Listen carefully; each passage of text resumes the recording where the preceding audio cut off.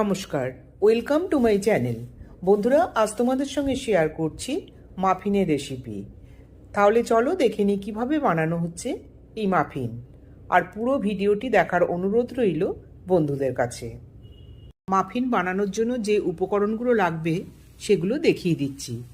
প্রথমেই নিয়ে নিলাম একটা ডিম। ডিমের পরে দিয়ে দিচ্ছি হাফ কাপ চিনি। চিনিটা এখানে গোটা অবস্থায় দিয়েছি, এটা গুঁড়িয়েও নেওয়া যেতে পারে।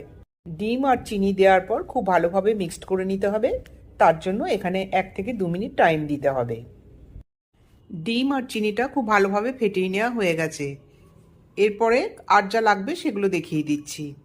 1/4 কাপ সানড্রপ অয়েল দিয়ে দিলাম এর মধ্যে। অয়েলের পর দিয়ে দিচ্ছি 1/4 কাপ লিকুইড দুধ। এই মাপগুলো একদম কিন্তু সঠিক রাখতে হবে। লিকুইড উপকরণগুলো ভালো করে মিশিয়ে নেওয়ার পর এবার দিয়ে দিচ্ছি 1 কাপ ময়দা। ময়দার পর দিচ্ছি 1 টিস্পুন বেকিং পাউডার। বেকিং পাউডারের পরে দিয়ে দিচ্ছি হাফ টিস্পুন বেকিং সোডা। এবার সব ড্রাই উপকরণগুলো একসঙ্গে ভালোভাবে চেলে নেব। ড্রাই আর লিকুইড উপকরণগুলো খুব ভালোভাবে মিশিয়ে নিতে হবে স্প্যাচুলা দিয়ে। তার জন্য এখানে কিছুটা সময় দিতে হবে।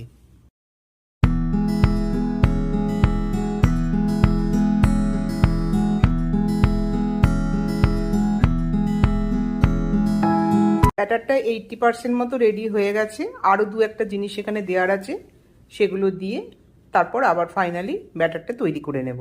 ব্যাটারের মধ্যে দিয়ে দিলাম 1 টিস্পুন ভ্যানিলা এসেন্স। ভ্যানিলা এসেন্সটা দেওয়ার পর আবার ভালোভাবে ব্যাটারটা রেডি করে নেব। কেকের ব্যাটারটা তৈরি হয়ে গেছে। ঠিক এই রকম ক্রিমের মতো তৈরি করে নিতে হবে। মাফিনগুলো যে কন্টেনারে বানানো হবে সেই কন্টেনারগুলো একটা একটা করে রেডি করে ফেলছি। আজকেই মাফিনগুলো বানাবো গ্যাস ওভেনে। বন্ধুরা, তোমরা যদি চাও তাহলে এটা ওটিজি বা মাইক্রো ওভেনেও বানিয়ে নিতে পারো। কন্টেনারগুলোর মধ্যে একটা করে কাগজের কাপ দিয়ে দিচ্ছি। কাগজের কাপগুলো সব দেওয়া হয়ে গেছে কন্টেনারের মধ্যে। এরপর এর মধ্যে দিয়ে দেব ব্যাটারটা।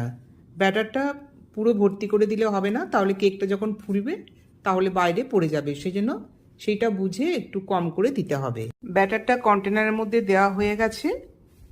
এবার এটা একটু ট্যাপ করে দেব যাতে এর মধ্যে কোনো এয়ার বাবল বা হাওয়া না থাকে।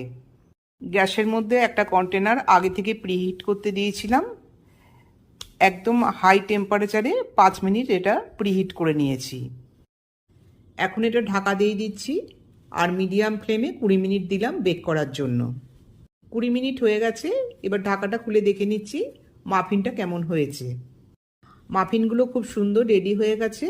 এখনই এটা তোলা যাবে না, ঠান্ডা হওয়ার জন্য 15 মিনিট মতো টাইম দেব, তারপর এটা ভেঙে দেখিয়ে দেব কেমন হয়েছে। 15 মিনিট হয়ে গেছে, মাফিন পুরোপুরি রেডি। এখন ভেঙে দেখিয়ে দিচ্ছি কেমন হয়েছে এই মাফিনগুলো। এখন একটা মাফিন ভেঙে দেখিয়ে দিচ্ছি কেমন হয়েছে। আর এই মাফিনের রেসিপি বন্ধুরা তোমাদের কেমন লাগলো তোমরা কমেন্ট বক্সে কমেন্ট করে জানিও। আর এখনো পর্যন্ত আমার চ্যানেলটি যারা সাবস্ক্রাইব করে উঠতে পারোনি, অনুরোধ রইল তাদের কাছে চ্যানেলটি লাইক, শেয়ার ও সাবস্ক্রাইব করবার জন্য। আজ এই পর্যন্তই। আবার দেখা হবে অন্য কোনো রেসিপি নিয়ে। নমস্কার।